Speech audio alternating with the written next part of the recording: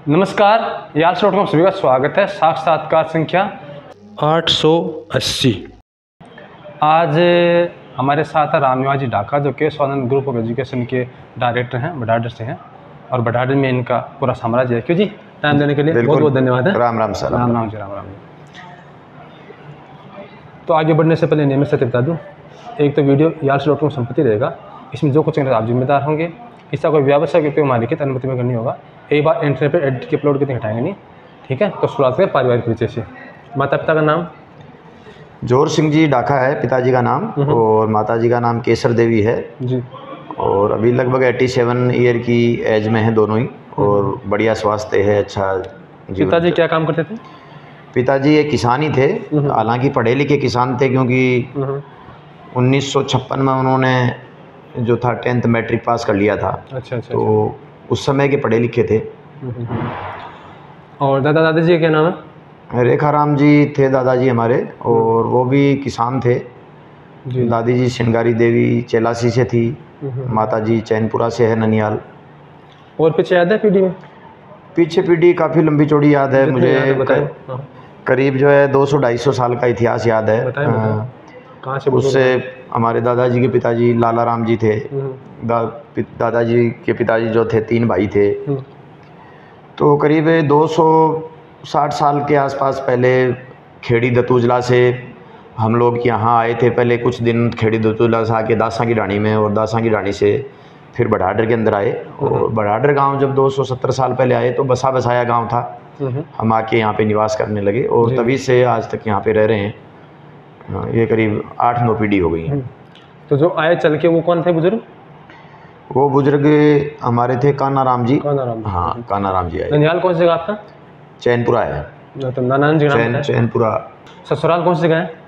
यहाँ जगमालपुरा है, ये नज़दीक। हाँ। सास ससुर का नाम? रतन जी है सास ससुर जी का तो नाम। अच्छा, धर्मपत्नी का क्या नाम है? अनीता है। ठीक है। संतान? 2 हैं, एक लड़का है, वो दिल्ली यूनिवर्सिटी के हिंदू कॉलेज में ग्रेजुएशन कर रहा है, और बास्केटबॉल का राष्ट्रीय प्लेयर है जी। बच्ची ने भी 12th अपने स्कूल में पढ़ के पूरे राजस्थान में उसने 2nd रैंक ली थी 12th आर्ट्स इंग्लिश मीडियम के अंदर जी। राजस्थान बोर्ड में। नाम बताएं तो क्रम से।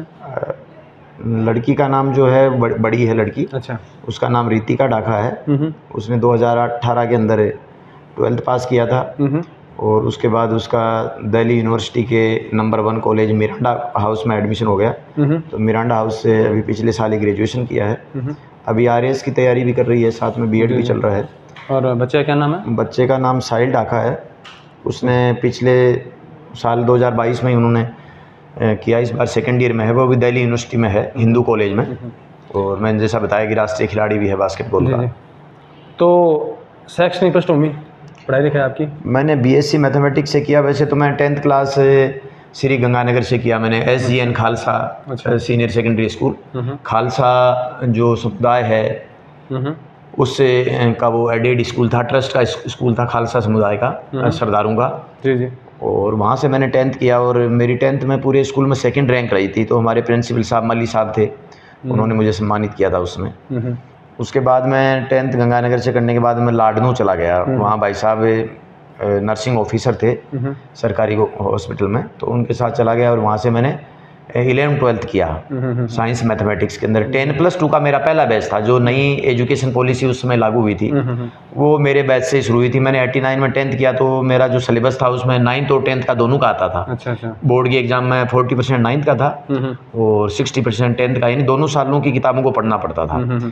इसी तरीके से 12th का भी मेरा पहला बैच था। जब मैं 12वीं पढ़ रहा था तो दोनों ऑप्शन बच्चों के पास थे। जो बच्चे 12वीं स्कूल में पढ़ना चाहते हैं वो 11वीं 12वीं स्कूल में पढ़ लेते थे, और जिनको स्कूल में नहीं पढ़ना होता था वो 11वीं के बाद सीधे कॉलेज में भी चले जाते थे। उनको 4 साल की डिग्री करनी पड़ती थी, और जो 12वीं स्कूल से पास करके जाता था उसको 3 साल की डिग्री करनी थी पड़ती थी। तो मैंने 12वीं स्कूल से किया। तो हमारा पहला बैच था, उसमें किताबें तक उपलब्ध नहीं थी, साइंस थी मेरे पास। तो हम लोग पब्लिशर्स, राजस्थान बोर्ड ने किताब नहीं निकाली थी क्योंकि नई एजुकेशन पॉलिसी लागू हुई थी। तो हम लोग ऐसे पब्लिशर्स की किताबें, जैसे गर्ग सक्सेना की हम लोग फिजिक्स पढ़ते थे, रमेश बुक डिपो की केमिस्ट्री पढ़ते थे। कहने का मतलब है कि कोई गोखरू सैनी की हम लोग मैथमेटिक्स पढ़ते थे। कोई माध्यमिक शिक्षा बोर्ड की कोई बुक हमारे बैच में नहीं थी, और वो पहला बैच था। तो उस समय अगर कोई बच्चा 60-65% ले आता था तो यूँ मानो कि डॉक्टर और इंजीनियर तो बना ही पड़ा है। ये जो परसेंटेज अभी हम देख रहे हैं 95 और 100, उसके बाद भी कुछ नहीं बनते हैं, तो ऐसा नहीं था। उस समय नंबर बहुत कम आते थे और बहुत मेहनत करनी पड़ती थी मटेरियल को कलेक्ट करने में। अच्छा, मैं भूल गया, बहन भाइयों के नाम पूछे मैंने आपसे? नहीं, बहन भाइयों के नाम नहीं पूछा। बताएं बताएं, कितने हम लोग 4 भाई हैं और 3 बहनें हैं। पूरा बड़ा परिवार है। चारों भाइयों में सबसे बड़ा राजेंद्र सिंह डाका है, जो नर्सिंग ऑफिसर है, फर्स्ट ग्रेड। उनकी पहली पोस्टिंग 89 में लाडनू हुई थी और आज तक वो लाडनू ही हैं। वहीं उन्होंने अपने आवास बना लिया है और वहीं रहते हैं, लाडनू डीडवाना मेगा हाईवे पे। उससे छोटे सुरेंद्र सिंह डाका हैं, वो यहाँ स्कूल में ही हम लोगों के साथ काम करते हैं, सहयोग करते हैं। ठीक। फिर मैं 3 नंबर पे आ गया और मेरे से छोटा गोपाल सिंह डाका है, जो यहीं स्कूल में CBSE स्कूल में और सारी व्यवस्थाओं को देखता है। तो हम 3 लोग स्कूल में ही यहाँ पे लगे हुए हैं। इसके अलावा परिवार का भतीजा है सुरेश जी का बच्चा, वो भी स्कूलिंग देखता है। उसकी वाइफ लतिका है, वो भी हमारे छोटे बच्चों की स्कूल को देखती है। बहनों के नाम क्रम से? बहनें जो हैं, सबसे बड़ी कमला है, कमला देवी, जो सांवलोदापुर दाइलान है। अच्छा। हरफुल जी हैं उनके, हमारे जीजा जी जो हैं, उनके भी 2 लड़कियां, 1 लड़का है, सबकी शादी हो गई है उनकी। उससे छोटे जो हैं वो पिपराली हैं, ओम प्रकाश जी मूड, वहाँ के काफ़ी लंबे समय तक सरपंच रहे हैं। अच्छा। और अभी मेरा भांजा वहाँ पे विकास मूड, बहन का क्या नाम है? प्रधान राधा देवी है, वो भी वहाँ की सरपंच रही हैं। और सबसे बड़ी बात है उनके बारे में बात करें तो 1995 में 95 से नई ये जो पंचायती राज की नई पॉलिसी है ये लागू हुई थी, त्रिस्तरीय जिसको बोलते हैं। पहले जैसे प्रधान के चुनाव होते थे तो पंच और सरपंच चुनाव वोट डालते थे और प्रधान बनाते थे। तो मेरे अच्छी तरह याद आ रहा है कि हमारे घर पे ये महरिया जी जो थे, ये बहुत सारे पंचों को और सरपंचों को छोड़ गए थे कि आप 5-7 दिन रखो इनको, जिमाओ बाद में प्रधान वाले चुनाव वाले वोट दिन उस दिन गाड़ी में भर के सबको ले गए थे। होटल नहीं थी तब भी होती थी। हाँ, वो तब भी होती थी, मतलब मेरे बहुत, मैं कोई 5वीं 6वीं में पढ़ता होगा, मुझे ध्यान है। लेकिन नई 1995 में नई पंचायती राज की नई पॉलिसी आ गई और त्रिस्तरीय व्यवस्था हो गई। मतलब अब 1995 के बाद जो प्रधान चुना जाने लगा वो पंचायत समिति सदस्य से चुना जाने लगा। तो पहली व्यवस्था हो गई पंच और सरपंच, दूसरी व्यवस्था हो गई पंचायत समिति सदस्य जिससे प्रधान चुना जाएगा, और तीसरी व्यवस्था हो गई जिला परिषद सदस्य, और उससे जिला प्रमुख चुना जाएगा, जिले का प्रथम व्यक्ति चुना जाएगा या प्रथम महिला जो है वो उसकी चुनी जाएगी। तो ये व्यवस्था 1995 में लागू हुई और तब से ही 1995 से ही सीकर जिले के सबसे बड़े गांव यानी बावनी जिसको बोलते हैं, 52,000 बीघा जिस गांव में जगह होती है उसको बावनी बोलते हैं। तो सीकर में पिपराली बावनी है और वहाँ के वो तब से ही जनप्रतिनिधि हैं, आज तक एक बार भी नहीं आ रहे। या तो कभी सरपंच रह गए, सरपंच नहीं रहे तो पंचायत समिति सदस्य जीत गए, 2 बार उप प्रधान रह गए, 3 बार सरपंच रह गए, सरपंच की SC की सीट आ गई, रिजर्व आ गई तो पंचायत समिति का लड़ लिया। लेकिन लगातार मतलब 6 चुनाव जीतने वाले 6 बार लगातार वो चुनाव जीते। पहले खुद जीते, फिर सिस्टर का आ गया, लेडीज आ गई तो वहाँ वो सरपंच रह गई। अभी भांजा आ गया तो वो भी 1111 वोटों से जीता था पंचायत समिति का, और पिपराली पंचायत समिति में सबसे ज़्यादा वोटों से जीता था। ये कितने नंबर की बहनें? 2? ये 2 नंबर की राधा है, 3 नंबर की सुमित्रा है जो थर्ड है। 4 भाई 3 बहनें। वो यहाँ पचारों की डाणी है दालमास के पास। तो प्रिय गुरु जी आपके? प्रिय गुरु जी तो हमारे 8वीं तक के, देखो मैं तो ये समझता हूँ कि जो गुरु है ना वो प्रारंभिक एजुकेशन का, प्राइमरी एजुकेशन का जो टीचर है ना वही असली गुरु होता है। बाद में तो गुरु नहीं होके नोट्स होने लगते हैं। जैसे बच्चा 11वीं 12वीं में पढ़ रहा है तो टीचर आता है, नोट्स लिखाता है, चला जाता है। इसी तरीके से कॉलेज में जाते हैं तो टीचर आता है, 150-200 की क्लास होती है, नोट्स लिखाता है, चला जाता है। लेकिन जो असली गुरु है ना वो प्राइमरी का, प्राथमिक एजुकेशन का जो गुरु है वो असली गुरु होता है, क्योंकि वहाँ से हमें संस्कार और एक पैटर्न शिक्षा का प्राप्त होता है। तो बोहित राम जी हमारे बहरमपुरा के थे, बोहित राम जी गुरु जी, वो जब मैं 8वीं तक पढ़ा तो सरकारी स्कूल में, गांव की स्कूल में पढ़ा, तो वो हमारे प्रधानाचार्य थे और बहुत ही सज्जन व्यक्ति थे, नियमों और सिद्धांतों पे चलने वाले व्यक्ति थे। तो उनको ही मैं अपना आदर्श गुरु मानता हूँ। और आपके प्रिय मित्र वो तो होंगे, लेकिन अगर कोई मित्र तो मेरे, देखो मित्रों को मैं मित्र बहुत कम बनाता हूँ, लेकिन जितने बनाता हूँ उनको छोड़ता नहीं हूँ। जैसे अगर बात करें स्कूल टाइम की, तो मैंने बताया कि अलग अलग जगह से स्कूलिंग की मैंने। गंगानगर 2 साल पढ़ा तो कोई मेरा खास मित्र नहीं बन पाया। फिर मैं यहाँ चला गया आपके लाडनू, वहाँ भी 2 साल 11वीं 12वीं की, तो वहाँ भी मेरे मित्र उस समय बने पूनाराम दोजे के थे और मग्गा राम जी थे, कई लोग वहाँ के दोस्त थे जो अच्छी पोस्ट पे हैं आज। हमारे कुन्ना राम जी दो जगह जो है जेबी में मेरे साथ पढ़ते थे, उनके बड़े भाई भी थे जेबी में ही पढ़ते थे, जो आजकल सीकर में ये RO क्या बोलते हैं, जो ADM के समकक्ष पोस्ट है, रेवेन्यू डिपार्टमेंट की पोस्ट सीकर झुंझुनू की एक ही पोस्ट होती है। तो वो भी बलदेवा राम जी भी हमारे साथ हमारे सीनियर थे, जेबी से किया था उन्होंने भी। तो वहाँ से जो दोस्त थे कुन्ना राम जी मेरे वहाँ के अच्छे दोस्त हैं, आज भी मेरा उनसे बहुत अच्छे ताल्लुकात हैं। फिर मैं कॉलेज में SK में आ गया। तो SK कॉलेज में क्या मैं आया उस समय की व्यवस्थाओं को और देखा, क्योंकि पहले 4 साल लगातार प्राइवेट स्कूल में पढ़ा था, तो 4 साल बाद में वापस गवर्नमेंट की तरफ वापसी हुई थी।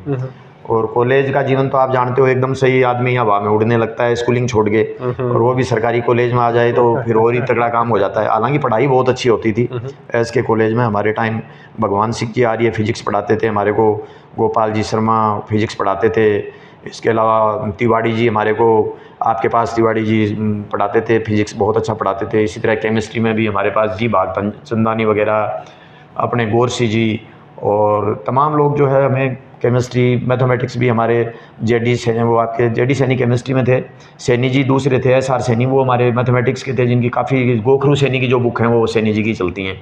और जांगीर साहब थे, बिरजमोहन जी जांगीर थे, नवरंग जी जांगीर थे, ये सब मैथमेटिक्स के थे। तो कॉलेज के अंदर अच्छा स्टाफ था और हम लोगों ने अच्छी पढ़ाई की। लेकिन कॉलेज में आने के बाद थोड़ी सा सिस्टम बदल गया। कॉलेज में आने के बाद देखा कि यहाँ पे चुनाव हो रहे हैं, इलेक्शन हो रहे हैं, तो एक साल मैं भी इलेक्शन वाले काम में लग गया। मैं भी नया नया गया था, और उस समय जो मेरे जीजा जी हैं पिपराड़ी वाले ओम प्रकाश जी, उनका अच्छा खासा दबदबा था। तो जो पार्टी वालों ने तुरंत मेरे को ले लिया जी, बोला आप हमारी पार्टी से जुड़ो, ये जुड़ो। तो मैं शुरू में ABVP के साथ जुड़ गया, और मैं साल भर ABVP में काम करके मेरे को लगा कि मैं यहाँ पे फिट नहीं हूँ, अपने आप को फिट महसूस नहीं कर रहा था। तो मैंने वो पार्टी छोड़ के अपनी एक खुद की पार्टी बना ली, जिसको STLF पार्टी के नाम से जानते हैं। ये नाम मैंने STLF इसलिए लिया कि उस समय एक बड़ा आतंक का और थोड़ा डरावना माहौल कॉलेज में रहता था। तो STLF का जो मतलब होता है वो होता है स्टूडेंट टाइगर लिबरेशन फ्रंट, यानी छात्रों का एक ऐसा संगठन जो चीते की तरह की स्वतंत्रता चाहता हो। तो मेरे नेतृत्व में जो 200, 400, 500 लड़के आ गए, वो सब चीते की तरह की स्वतंत्रता चाहने वाले थे। तो हमारी STLF पार्टी बना ली हमने, सभी स्कूलों में कार्यकारिणी बनाई, सीकर SK कॉलेज में भी बनाई, तोदी कॉलेज में हमने कार्यकारिणी बनाई, फतेहपुर से भी हमारे पास न्योता आया, बोला वो आपकी STLF की यहाँ बनाओ। तो फतेहपुर भी हम जाके, वो पुराना एक हुआ था, मुझे ध्यान नहीं आ रहा कहाँ मीटिंग हुई, फिर हम वो 2 जांटी बालाजी भी गए थे, पहली बार देखा था मैंने उस समय। ये बात लगभग 1992 की है। तो वहाँ फतेहपुर में भी कार्यकारिणी बनाई। तो इस तरीके से कॉलेज में आके मैंने एक अपनी खुद की अपनी पार्टी का फॉर्मेशन, उसका डेवलपमेंट भी बनाया एक पार्टी। चलो अच्छी बात है। तो 2-4 क्विक सवाल पूछ लें तेजी से। हाँ, प्रिय खान पान में क्या प्रिय आपको? खान पान में तो मैं वेज ही खाता हूँ। वो वेज में मेरे को दाल और कड्डी, सब्जी में तो यही लेता हूँ मैं मोस्टली। और बाकी परंपरागत सब्जी गांव में पुराना टाइम, वो आज भी वैसे चाव है, कैरी की सब्जी अच्छी लगती है, आम की जिसको बोलते हैं। और फलों में फल तो सेब है, अंगूर है, चीकू है, फल तो आम वगैरह सारे। फूल तो गुलाब का ही होता है देखो, और कमल का तो अपने यहाँ हो भी नहीं सकता, तो गुलाब का फूल है। बाकी मेरी इस वाटिका में, मैं तो इसको रामनिवास बाग ही कहता हूँ। कई बार बच्चे जो है इधर उधर डोलते हैं, घूमते फिरते हैं, तो मैं कहता हूँ भाई रामनिवास बाग थोड़ी है ये कोई, तो बच्चे कहते हैं साहब रामनिवास बाग ही है। तो ये रामनिवास बाग है, इसमें आपको कम से कम 20-30 प्रजातियों के फूल मिल जाएंगे। 15 अगस्त पे, 26 जनवरी पे कभी भी फूलों की जरूरत पड़ती है तो हम यहीं से ले आते हैं, कोई बाजार से नहीं लाते हैं, यहीं पेड़ों के फूल लेके आ जाते हैं। तो प्रिय मौसम तो देखो सर्दी का ही अच्छा होता है, बाकी बारिश की ऋतु भी बहुत अच्छी है। साहित्य में रुचि रही है, और गर्मी भी ठीक है। मौसम अपने अपने, राजस्थान का मौसम बहुत बढ़िया है। मैं तो मानता हूँ कि धरती के ऊपर पूरे वर्ल्ड के अंदर अगर घुमा जाए तो ये शेखावाटी और राजस्थान का जो, स्पेशली राजस्थान में भी शेखावाटी का जो मौसम है, इससे बेटर मौसम कहीं का नहीं है। क्योंकि यहाँ न कोई ऐसे नहीं है कि 10-10, 12-12 दिन तक बारिश गिर रही हो, नहीं। यहाँ पे ऐसा होता है कि साहब 10-10, 12-12 दिन तक कोहरा गिर रहा है, दिन नहीं देखने को नहीं, सूरज ही देखने को नहीं मिलता हो। मतलब यहाँ पे आपको हर तरह के मौसम का जो आनंद है वो शेखावाटी और सीकर में आपको उठाने को मिलता है। तो इससे बेटर जो है मौसम, मैं मानता हूँ कि सारे मौसम अच्छे हैं, शेखावाटी का मौसम तो और ही बढ़िया है। अच्छा। और साहित्य में रुचि रही है? साहित्य में मैं पहले 1-2 किताबें भी लिखी मैंने। हंगामा.com मेरी एक पत्रिका निकलती थी, रजिस्टर्ड पत्रिका थी, उसमें मैंने लेख लिखा था, बड़े लेख मेरे आते थे। मैं कविताएं वगैरह भी लिखता था, गाने वगैरह ये सब लिखता था। और ये मेरे काफ़ी। आदर्श साहित्यकार आपका? देखो साहित्यकार, इतिहासकार तो हमारे अरविंद जी भास्कर हैं। इतिहास तो कार तो मैं उन्हीं को मानता हूँ, हमारे आदर्श इतिहासकार तो वही हैं। साहित्य तो मैंने अपने हिसाब से, मैंने किसी को अपना गुरु नहीं बनाया साहित्य में। मैंने जो आसपास देखा उसी से मैं लिखता था।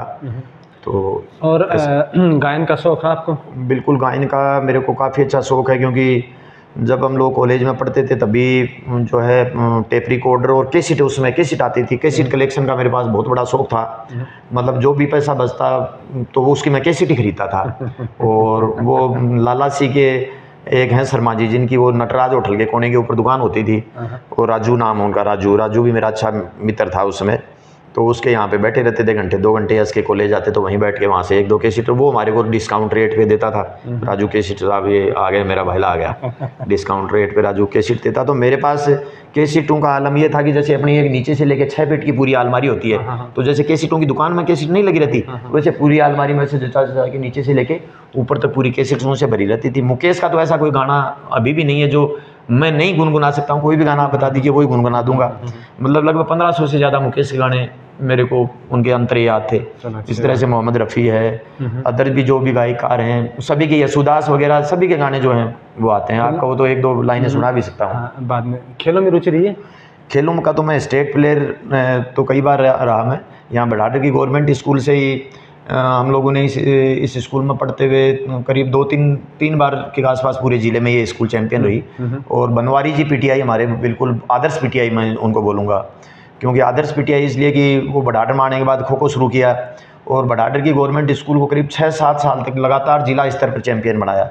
और वो जो 6-7 साल तक लगातार जिला स्तर पर चैंपियन बनी, उसमें सबसे पहले मेरा बड़ा भाई था, वो स्टेट लेवल का प्लेयर बना। उसके बाद मैं आ गया तो मैं सीकर की तरफ से खेलता था। फिर छोटा भाई गोपाल आ गया तो वो उसकी तरफ से खेलता था, और बहुत मोटिवेट करते थे। और स्टेमिना इतनी ज़बरदस्त थी कि जो 7 मिनट का खो खो का खेल होता था उसमें पूरी 7-7 मिनट भी स्टेट के गेम में हम खा जाते थे, नहीं पकड़ में आते थे। तो खेलों का उसी समय से जो था वो जज्बा था, और काफ़ी लंबे समय तक हमने खेल और स्पोर्ट्स किया। और फिल्मों में रुचि रही है? फिल्मों में देखो, बचपन में जब विद्यार्थी थे तब तो खूब रुचि थी, लेकिन मैंने अभी तो मैंने 15 साल से फिल्म नहीं देखी। और तो आपकी प्रिय फिल्म? धारावाहिक भी मैंने नहीं देखे, टीवी भी मेरे घर पे नहीं है। तो अभी तो मैं ये फिल्म और टीवी और धारावाहिक ये नहीं देखता। रही बात फेवरेट फिल्म, तो फेवरेट फिल्म तो अच्छी उस समय धर्मेंद्र की फिल्में जो आती थी, सनी देओल की फिल्में, इनको मैं पसंद करता था। गदर फिल्म जैसे आई, और जो अमिताभ की बच्चन बच्चन की पहली फिल्म मैंने शहंशाह फिल्म देखी थी गंगानगर के गणेश टाकीज में, भाग के स्कूल की दीवार कूद के गया था। पहली फिल्म वहाँ देखी मैंने, गणेश टाकीज में देखी। आजकल तो वो उसको तोड़ दिया, शायद कोई और नाम बना दिया उसका। तो प्रिय हीरो आपका कौन सा है? हीरो तो देखो जो अच्छा रोल करते हैं, जैसे शाहरुख भी बहुत है। एक्टिंग तो अब जैसे एक एज ए कलाकार हम बात करें तो एक्टिंग में शाहरुख खान की एक्टिंग का कोई जवाब नहीं है। हीरोइन, प्रिय हीरोइन? अब हीरोइन तो साहब सारी बढ़िया है, हीरोइना पर ज़्यादा कोई फोकस कभी करियो को नहीं, लेकिन ठीक है। ये शाहरुख की एक्टिंग, शाहरुख खान की अच्छी है, उसका बोलने का स्टाइल भी बड़ा है। आपका आदर्श? आदर्श जैसे कोई भी राजनीति या महापुरुष जो भी आदर्श है? हमारे आदर्श स्वामी केशवानंद जी हैं, जिनके सानिध्य में हम बच्चों को, हज़ारों बच्चों को यहाँ पे एजुकेशन दे रहे हैं। वही हमारे आदर्श पुरुष हैं, और उनकी प्रेरणा से, उनकी जीवनी को पढ़ के हमने इस स्कूल का नाम स्वामी केशवानंद जी के नाम पे रखा, और उसके नाम पे इस मिशन को, उन्होंने जो मिशन छोड़ा था उस मिशन को आगे बढ़ाया, शिक्षा के क्षेत्र में काम कर रहे हैं। तो अभी बात करते हैं आपके अपने विद्यालय की, ठीक है जी। कब तक स्थापना हुई, और कौन कौन सी ब्रांचें हैं, और किन किन क्रियाकलाप में जो है वो अभी विद्यालय संलग्न है? देखो, विद्यालय की स्थापना 1999 में जनवरी के अंदर इसकी नींव रखी गई थी। स्वर्गीय रामदेव सिंह महरिया जो पूर्व मंत्री भी थे, कैबिनेट मंत्री रहे हैं राजस्थान के, और मैं दानपल्ली बता रही हूँ जहाँ पे रामेश्वर जी आता है, महरिया से दूर के रिलेशनशिप भी हो, तो मैं रामदेव सिंह महरिया की नींव रखवाई जनवरी 1999 में। और आप स्कूल जून का मैं चालू कर दी फिर। ठीक है। हाँ, और एक कमा मैं भी मारवाड़ी में आ जाऊँ बड़ी अब ये कमाने बताओ क्या क्या क्रियाकलाप मुझे? एक तो स्काउटिंग हुआ है, एनसीसी हुआ है, पैराग्लाइडिंग हुआ है, हॉर्स राइडिंग हुआ है, कोई स्विमिंग हुआ है, मतलब जी खेलना का भी अलग अलग भाग है, अलग अलग एक्स्ट्रा एक्टिविटी मतलब करिकुलम। देखो 1999 में स्कूल शुरू करी तो जाहिर सी बात है कि कोई भी काम शुरू हुआ तो सौंपली चोट भी कोई इंफ्रास्ट्रक्चर में, मतलब बच्चा के लिए बैठवा के लिए क्लासरूम चाहिए। सौंपली भी की पहली आवश्यकता, भौतिक आवश्यकता है कि बच्चा के लिए रूम हुआ है, पीबान पानी हुआ है, टॉयलेट बाथरूम हुआ है, तो वह व्यवस्था है। क्योंकि एक किसान का बेटा है, कोई अपन फाइनेंस तो उठाऊँ योग नहीं, तो वह कुछ रूम जो है उन नमूना सू तमाशता सू आर्थिक मदद लेके कुछ कमरा लेके बनाया कमरा, और भी के बाद हम कमरा बना के बाकी पढ़ाई की व्यवस्था करी। फिर टॉयलेट्स वगैरह बनाया। पहले तो छोरा वो टिब्बो हो ही गमाई ही जाया करता, कोई लड़कियां ना अलग साइड दे दी कि ठेठी जाओ, लड़कों को अलग साइड दे दी, क्योंकि लगभग 15 बीघा खेत हो। फिर टॉयलेट बनया जना बाई एक सुविधा हुई। फिर बच्चों के लिए फर्नीचर वगैरह आयो। बी के बाद में बेसिक सुविधाएं जब पूरी होगी अपनी बच्चों की पढ़ाई की और टॉयलेट्स ये सब, तो बी के बाद में आप खेलों की तरफ या अदर गतिविधियों की तरफ आप रुक करो। और बी कमाए थे अदर गतिविधि की बात करो तो एज की डांस का ही, म्यूजिक का ही, ऐ सारी चीज़ें तो है ही हैं। लेकिन इसके अलावा स्पोर्ट्स का माए भी केशवानंद को आज एक बहुत बड़ो नाम है। बहुत बड़ो नाम इसलिए है केशवानंद का कि अभी इंडिया की जो टीम है, विभिन्न टीमें ही, जैसे U18 की यानी अंडर 18 की, अंडर 20 की, इंडिया की जो टीम है जिसका में 7 प्लेयर जो है वो केशवानंद के खेल रहे हैं। जैसे अभी हाल ही में आपके बहरीन के अंदर एक वॉलीबॉल की प्रतियोगिता हुई है, बहरीन की एशियन चैंपियनशिप हुई है U20 की, जिसकी गमा अठा को जो खिलाड़ी रणू है जो को भी गमा पार्टिसिपेट करे इंडिया की तरफ से, जो 20 खिलाड़ी थे उनमें वो भी था। अभी कल ही वापस दिल्ली लौटा है, तो 1-2 दिन में आने वाला है यहाँ स्कूल में। इसके अलावा यहाँ का स्विमिंग का जो अजय डागर है, उसने वर्ल्ड पुलिसिंग गेम्स हुए कनाडा में 2023 के अंदर, तो संस्थान का विद्यार्थी 12वीं क्लास तक रहा। 12वीं पास करते ही राजस्थान पुलिस स्पोर्ट्स कोटे में ज्वाइन कर ली, और ज्वाइन करने के बाद वर्ल्ड पुलिसिंग गेम्स कनाडा में भारत के लिए 4 गोल्ड और 2 सिल्वर जीता। और ये सबसे ज़्यादा इंडियन पुलिस की तरफ से सबसे ज़्यादा मेडल जीतने वाला जो अजय डागर था, वो यहाँ 6 साल हॉस्टल की दाड़ पी के यहाँ पे स्विमिंग सीखी जिसने। घुमाओ ले जाओ। हाँ, स्पोर्ट्स थोड़ा सा मैं इंटरनेशनल प्लेयर की तो चर्चा कर दूँ, वरना बाकी प्लेयर नाराज़ हो जाएगा। जी हाँ, बास्केटबॉल की बात करा देना, बास्केटबॉल का माँ जयदीप राठौड़ और जितेंद्र शर्मा दोनों इंडियन टीम के अंदर बास्केटबॉल खेले। राजस्थान का 3 ही प्लेयर ही इंडियन टीम में बास्केटबॉल में, जगह 2 केशवानंद, सोनी क्रीडा ही। इसके अलावा देव मीणा है जो एथलेटिक्स की प्रतियोगिता दुबई कमाए अभी पिछला महीना में हुई, भी कमाए इंडिया ने 38 साल बाद में ब्रॉन्ज मेडल दिलायो। पोल वोट कमाए 5.10 मीटर जी की है छलांग पोल वोट कमाए लगाई, और 38 साल बाद में भारत ने देव मीणा मेडल दिलायो। तो इस तरीका से अंकिता मातवा है जो कि बास्केटबॉल में इंडियन रेलवे ने रिप्रेजेंट करा है, अठा से निकल के गई। तो काफ़ी प्लेयर अठा का न केवल इंडिया लेवल पे बल्कि इंटरनेशनल लेवल पे आपका मेडल जीते ही। नेशनल लेवल की बात करें तो हर साल 50-60 बच्चा नेशनल गेम्स खेलने। तो गेमा कोट है बहुत बड़ो एक केंद्र थे। पूछो कि कौन कौन सा गेम चल रहे हैं, तो मैं गेमा का नाम लूँगा तो थारो 15-1 मिनट को वीडियो तो भी में बन जाएगा, क्योंकि अठे 2 स्विमिंग पूल हैं, 3 बास्केटबॉल कोर्ट है, लॉन टेनिस है, बॉक्सिंग की इंटरनेशनल रिंग है, एक अलावा क्रिकेट अकेडमी है, एक अलावा आर्चरी अकेडमी है, शूटिंग रेंज है, फुटबॉल का 2 इंटरनेशनल ग्रास कोर्ट ही, एक अलावा टेबल टेनिस है, वॉलीबॉल है, कबड्डी है।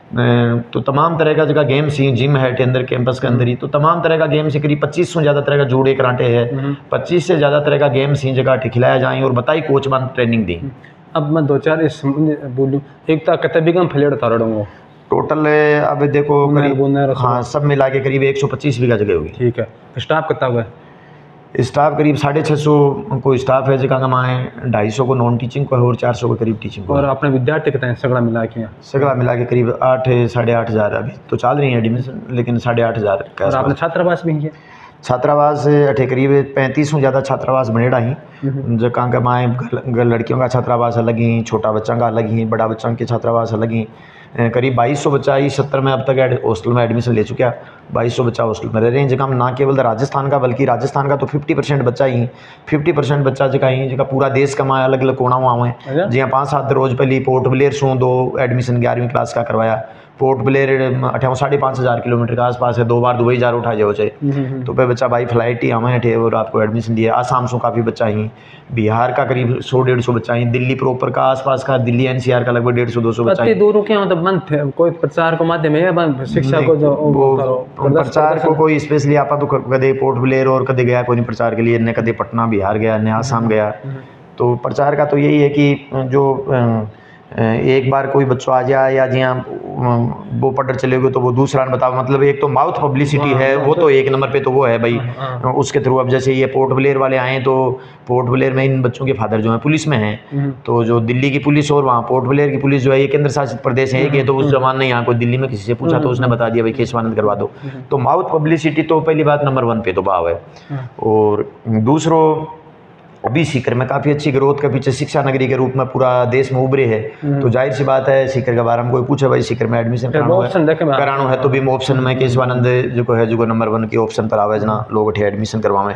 एक अलावा एक और जो सीकर को जो बने है आधार जो एक पर्यटन को जो ट्रायंगल बने है, धार्मिक ट्रायंगल जो खाटू श्याम जी, जीण माता, हर्ष पर्वत और सालासर को जो ट्रायंगल बने है, ये ट्रायंगल भी सीकर का पूरा देश का बच्चा आवे लगा, क्योंकि यह जगह लोग खाटू श्याम जी वगैरह घूम बनावे और बैठे सीकर के बारे में जानना चाहूँ तो बने एजुकेशन को पता चले तो विश्व भी मतलब जो है जो एजुकेशन में फर्क है। अब मैं एक छोटी सी बात पूछूँ था ना, काम की बात बा है आ तो संगन पैसा होगा अगर माँ बाप अगर संगन बाड़ी में ठावटा बेचे लाख रुपया भी दी तो चालू करे कौन साल बा 1999 बी टाइम पैसा को नहीं है, फीस का लोग को नहीं थारी भी मतलब कंडीशन नहीं भुगते थी। अब बी टाइम तक क्या बुढ़ा बुढ़ा टापना ले यार, क्योंकि बी टाइम सरकारी में बा टोटा पैसा मतलब प्राइवेट में तो ज़्यादा पैसा ही तो बी टाइम क्या कहते दिला सोचे कि भाई पटाशा कर सकते मार्क में भेजो कि टाइम गाँव दूसरा गाँव भेजने बड़ी समस्या है रहा टिब्बा माठे भेजनो जना बताऊँ क्या बुढ़ा बुढ़ा ले। नहीं देखो मैं थारी जानकारी के लिए बताऊँ कि केशवानंद जी को आशीर्वाद है या यूँ मानो कि अपना नेक विचार या को आशीर्वाद दोनों मान लो। आप जब से स्कूल शुरू करी मतलब कई बार कई स्कूलों में बात करेंगे साहब नेगेटिव चल रहे हो तो केशवानंद तो हमेशा ही पॉजिटिव चली। पहली साल ही बच्चों की संख्या करीब 250 के आसपास होगी और मेरे यहाँ ध्यान में आ रहे अच्छी तरह की मैं 10वीं की फीस भी टाइम पर 4000 रुपया लिया करता 1999 में, यानी आज सुन लगभग 25 साल पहले 4000 फीस और को नहीं आसपास कटे स्कूलों में फीस 4000 रुपया दे के भी लोग अठे आता। और भी के बाद में बहुत बढ़िया तरीका से 2002 के माँ आप पूरा जिला के माँ 8वीं भी टाइम मेरिट निकलती। प्रदीप जो नड़ोदरा को होगी की पहली मेरिट पूरा जिला का माँ आई 8वीं क्लास में। फिर 2008 का माँ 10वीं क्लास में पूरा राजस्थान का माँ आपने पहली मेरिट आई। फिर 2010 में 12वीं साइंस मैथ्स के माँ अपनी मेरिट आई। तो यहाँ करके एजुकेशन को जो स्तर हो जो हमेशा सो अच्छो रही हो और केशवानंद की तरफ हमेशा झुकाव रही हो। कदे भी आपने के लिए एडमिशन के लिए बड़ी ज़्यादा घुमा फिरी को नहीं करनी पड़ी। आपने जी अब जी थोड़ा शिक्षा माँ के परिवर्तन जी पढ़ावा तरीका में थोड़ा फर्क है। पहले मास्टर ज़्यादा हमारा कुटी भी करता मैं थोड़ा प्रताड़ना ज़्यादा अब के जी पढ़ाऊँ में थोड़ा समझा के पढ़ाऊँ प्रैक्टिकल पर ज़्यादा ध्यान दी स्कूल कॉलेज में प्रोजेक्टर भी हुए ठीक है। और जी आपने जी लाइब्रेरी है ठीक है वो भी जहाँ सुव्यवस्थित हुआ है और बच्चा जी मान लें कि कई बार जहाँ दूसरा जिया विद्यालय कहीं वह भी जिया को विजिट करें है ना, आप भी देखें पढ़े भी आ पाऊँ वो भी थोड़े बेगा फर्क पड़ा समझ पड़ा ना। तो थारे भी विद्यालय के माँ जी होंगे बिल्कुल। देखो चीज़ें तो सारी होती हैं। मैं तो पुरानी शिक्षा प्रणाली यकीन भी बहुत अच्छी मानूँ क्योंकि मैं तो भी प्रणाली में पढ़े रहा हूँ और मेरा माना कि मैं परफेक्ट हाँ मतलब मैं अच्छी पढ़ाई करी कि मैं कोई डाउट करूँ। तो पुरानी शिक्षा प्रणाली भी अच्छी है लेकिन समय के साथ जी मैं बताऊँ समय के साथ चेंजेस जरूरी हैं। समय के साथ चेंजेस नहीं करे जना वो चीज़ खत्म हो जाए चाहे कोई वो चाहे आप पुराना टाइम में संस्था हो चाहे जानवर हो जी जिराफ की गर्दन पहले लंबी हुआ करती क्योंकि पेड़ पौधा ऊंचा ऊंचा पेड़ पौधा होता ना मन बा लंबी गर्दन होती और कई बार फिर भाई जिया जिया हम चेंज आयो प्रकृति का माए तो बाकी शारीरिक भी चेंज आएगा। तो कई बार मतलब प्रकृति के साथ आपने चेंज करना तो बहुत ज़्यादा जरूरी है। तो भी चेंजेज में भी शामिल हाँ अठे आज सारा आधुनिक सुविधा उपलब्ध ही।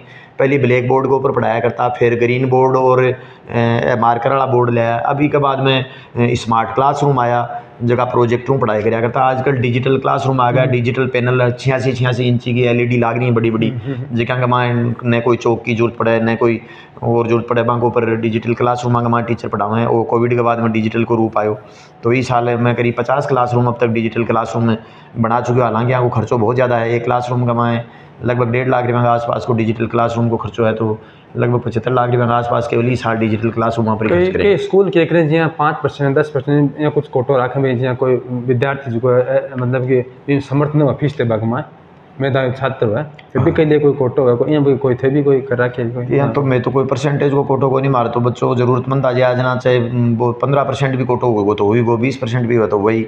अब जी यहाँ पे सरिता बावरी और साबरमल बावरी 2 बावरियाँ का लड़का चैनपुरा का तो 3-4 साल में हॉस्टल में रह कर पढ़ाया। आज वह बच्चा अच्छा स्पोर्ट्स के अंदर भी बहुत बढ़िया ही बहुत आगे गया ही। एक अलावा श्यामलाल गुजर मेरे कन आयो भी का पिताजी भेड़ चलाया करता भीलवाड़ा सिंध को शिकर की सकड़ी संस्था में घूमर मेरे कन आयो मैं भी की पूरी बात ने जानी और मन लाग्यो कि बच्चों जरूरतमंद है इन पढ़ाना चाहिए। मैं भी इन पढ़ायो और वो 98.80% नंबर ले रहा है 2020 की बोर्ड परीक्षा में जबकि कोविड भी आएगा बीच का मार आधी परीक्षा पहले भी आधी बाद में भी तो कहने को मतलब है कि को कोई कोटो को नहीं, अपन लागे कि वो ज़रूरतमंद है तो भी कोटा ना आप क्रॉस भी कर सका हाँ, और अपन लागे कि ये ज़रूरतमंद को नहीं और अता सु आप काम चल रहे, तो जो ज़रूरतमंद आएगा उसकी जो अपने लेवल पे जो मदद हो सकती है वो करेंगे, पूरी मदद भी करेंगे। कई जी गरीब है या किसान है या अल्प वेतन भोगी है जना भी की फीस में छूट भी प्रदान करा भाई जी 40,000 रुपया फीस है ना भी के 5,000 10,000 कम कर दिया अभी की डिमांड के अनुरूप, तो वह तो चीज़ें एक मानवता के साथ ऑटोमेटिकली जुड़े ही और करनी चाहिए और निश्चित रूप से अब जी पहले का बच्चा के मानसिक जो बौद्धिक क्षमता है पता मजबूती ही कोई मास्टर अध्यापक मारता कुटता था कुआं पढ़वान को नहीं भागता कम होता। अब आजकल के जो कोटाड़ो सोना फांसी मतलब आत्महत्या वाले बच्चे एक टाबर ने कई जगह तन में ले जैसे ना बाबा अगर मतलब देखिए पास रोजाना सुना पड़ गई छात्रों, तो वो कटे न कटे था लगे कि भाई जियाँ ज़्यादा प्रतियोगिता के जियाँ संघर्ष हो एकदम कांटे की टक्कर होगी वहाँ घर को भी दबाव है और जहाँ संसाधन बई कमी है जहाँ कब इकट्ठा हो जाए दोबारा वो एक दबाव है, या जी मान लो कि भाई आप दो साल देखा कि वो कट जा रही भी कोई दबाव है, क्या कारण है कि भाई या जो माहौल यहाँ को देखो अब दूसरी जगह को तो आप कह सकें, लेकिन केशवानंद जो कोई स्कूल है केशवानंद जो संस्थान है पर तो स्वामी केशवानंद जी को आशीर्वाद बनेड़ो है,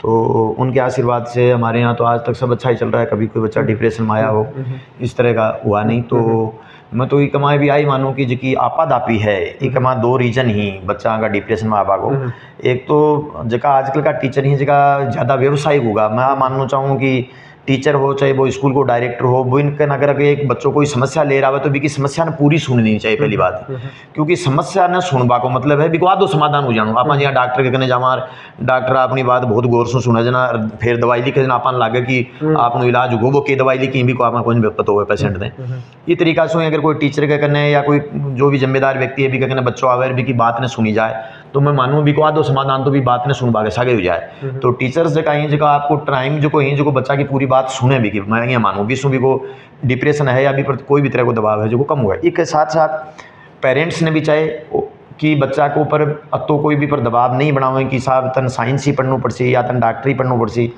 जिया मैं गैल का दिन एक एग्जाम्पल दियो थोड़ा लंबो जैसी लेकिन 2-3 लाइना बदलना छूँ जिया जंगल के माए साहब जगह जानवर हाबा कमाए कोई अफवाह फैल गई कि साहब पेड़ के ऊपर चढ़े जो कोई डॉक्टर बने जना सगला जानवर आपका टाबरान बिड़ा कर यार बिड़ा कर वन पेड़ पर चढ़ वो सिखावा लगा जना हाथी का भी नहीं टाबर जन्म्यो जना हाथी भी बोले मैं पेड़ पर चढ़ा छूँ क्योंकि पेड़ पर चढ़ने ही सफल हुआ है आदमी जना हाथी को बच्चों है जगह पेड़ पर चढ़ावा वो प्रयास करो ना कई दिन तो प्रयास करो और वो भी चढ़ियो नहीं गयो ना हाथी को परिवार उसको सामूहिक आत्महत्या कर ली।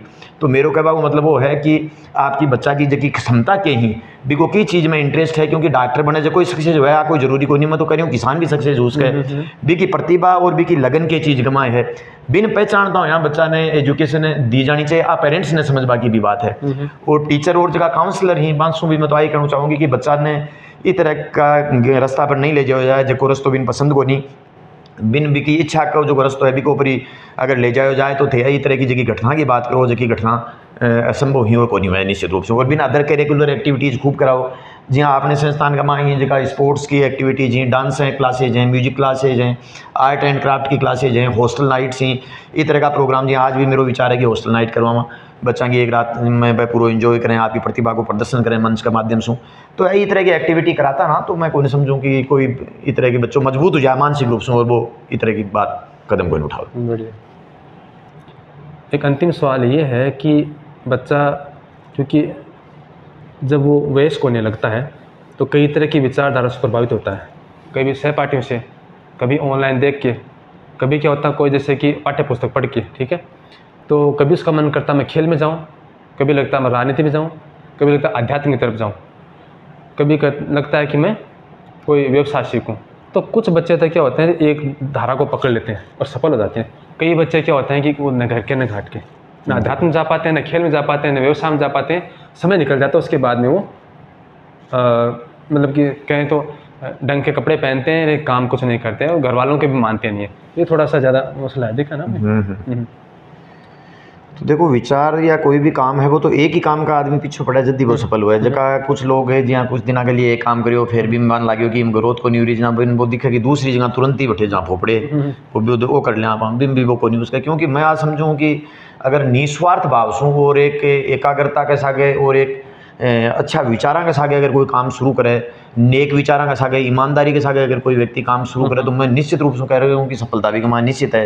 मैं कई बार स्टाफ की मीटिंग में बच्चा ने भी बताता रहूँ कि मैं जब भी स्कूल शुरू करी या वो संस्थान शुरू करी तो कदे भी ये बात ने दिमाग में खोदना की कि आपने स्कूल से रुपया कमाना ही, आ बात कदे ही कौन सोची। मैंने हमेशा ये सोचा कि मुझे अच्छी एजुकेशन स्कूल के अंदर देनी है, बच्चों को अच्छी एजुकेशन कैसे मिले, बच्चों को अच्छा स्पोर्ट्स कैसे मिले। अब उसके पीछे मैंने कभी ये नहीं देखा कि भाई इतना मैं स्पोर्ट्स पे खर्चा कर रहा हूँ, इतना मैं टीचर्स को दे रहा हूँ तो मेरा तो कुछ बचेगा ही नहीं, ये कभी नहीं सोचा। उस विचार के साथ, उस विचारधारा के साथ काम करता गया और कारवां जुड़ता गया, क्योंकि अच्छा काम किया तो बच्चे बढ़ते गए तो रुपये 2 रुपये अपने आप ही बचेंगे, अपने आप ही बचेंगे तो जो डेवलपमेंट है स्पोर्ट्स का हो चाहे और चीज़ों का वो अपने आप होता गया। तो कहने का मतलब ये है कि आप नेक विचारों के साथ किसी व्यवसाय को करो, किसी बिजनेस को करो, और उसमें लाभ होता है कि नहीं होता, आप तो अपना काम करते जाओ। जैसे पुरानी कहावत है ना कि फल देगा भगवान, आप तो अपना कर्म को करते जाओ, तो कर्म को करते जाओ, आपको फल निश्चित रूप से। अच्छा, आदमी क्या होता है कि कितना भी सफल हो जाए, कभी कभी मन में मलाल रहता है कि मैंने ये काम नहीं किया, मैं कर सकता था, मैं संभावना नहीं बनी। तो आपके मन में कोई नहीं, ऐसा मेरे विचार कभी भी नहीं आया। मैंने उतना ही विचार लिया, मेरे दिमाग में इतना ही आया कि मैं इसको कर सकता, हाँ उसको कर सकता हूँ, मैं उसमें लग गया और उसको मैंने करके दिखा दिया। ठीक है, तो मैंने दूसरे को देख के ये सपने नहीं पाले कि साहब इसने ये कर लिया तो मैं भी ये करूँ। मुझे मेरी लिमिट्स का पता है कि मेरी लिमिट इतनी है, मेरी आर्थिक लिमिट इतनी है, मेरी काम करने की क्षमता इतनी है, तो उसी के अकॉर्डिंग काम किया। चलो, आपकी तरफ से विद्यार्थी के नाम संदेश। विद्यार्थियों को तो जो इस पूरी परिचर्चा में से वैसे तो संदेश निकल के आ गए भाई, आप ईमानदारी के साथ, नेकी के साथ और अपनी क्षमताओं के अनुरूप जो है विषय को चुन के, सब्जेक्ट को चुन के काम करो। और इसमें सबसे बड़ी बात यह है कि इसमें लालच लोभ में नहीं आके, क्योंकि हो सकता है कि लालच लोभ में आके आप किसी को देखते हो कि भाई ये जो है ज़्यादा कमा रहा है, तो वो उसकी लिमिट हो सकता है, वो कितने साल कमाएगा उसकी लिमिट का पता नहीं है, लेकिन आप नेकी के रास्ते पे चलोगे तो आप लंबे समय तक अच्छा करोगे, समाज को एक नया संदेश देके जाओगे, समाज में एक अच्छा संदेश जाएगा। तो विद्यार्थियों से मेरा यही कहना है कि आप अपने जो मिशन आपने जो ले लिया है, उस मिशन में अपने 100% क्षमता के साथ, समर्पण के साथ और डेडिकेशन के साथ काम करते जाएं, आप निश्चित रूप से सफल होंगे। कोई ज़रूरी नहीं है कि आपके 10th क्लास में नंबर कम आ गए तो आप सफल नहीं बन पाओगे, क्योंकि ये 10th क्लास की जो परीक्षा थी वो कोई आपके जीवन की अंतिम परीक्षा नहीं थी, या 12वीं की परीक्षा थी वो आपके जीवन की अंतिम परीक्षा नहीं थी। आप लगातार काम करते जाओगे, लगातार करते जाओगे तो निश्चित रूप से एक दिन आपको सफलता जरूर मिलेगी। इसलिए इन छोटी छोटी असफलताओं से आपको घबराना नहीं है, क्योंकि असफलता मिलेगी तभी तो हमें उन तरीकों का पता चलेगा जिनसे सफलता प्राप्त की जा सकती है। जैसे लेड बैटरी का आविष्कार एडिसन ने 1000 असफल परीक्षणों के बाद किया था। तो आप जैसे एक पत्रकार महोदय ने एडिसन साहब से पूछ लिया कि आप अपने 1000 असफल परीक्षणों के बारे में क्या कहना चाहते हैं, तो एडिसन साहब का जवाब था कि मुझे अब उन 1000 तरीकों का पता चल चुका है जिससे सफलता या लेड बैटरी का आविष्कार नहीं किया जा सकता। तो असफलता मिलेगी, फेल होंगे, तभी हम दूसरी चीज़ को उसमें कैसे आगे बढ़ सकते हैं वो चीज़ हम सीखेंगे। चलो, समय देश के लिए बहुत बहुत धन्यवाद, क्योंकि साक्षात्कार सारे कहते हैं संक्षिप्त होता अच्छा लगता है, नहीं तो हम तो घंटे 2 घंटे 4 घंटे बनाते रहे, और समय की सीमित है, वरना बिंदु तो बहुत है बोलने के लिए। ठीक है ना, और आप अच्छे वक्त हैं। ठीक है, कभी समय नहीं मिलेगा फिर दोबारा लें, क्यों? तो समय देने के लिए बहुत बहुत धन्यवाद। बिल्कुल बिल्कुल, सभी दर्शकों को धन्यवाद।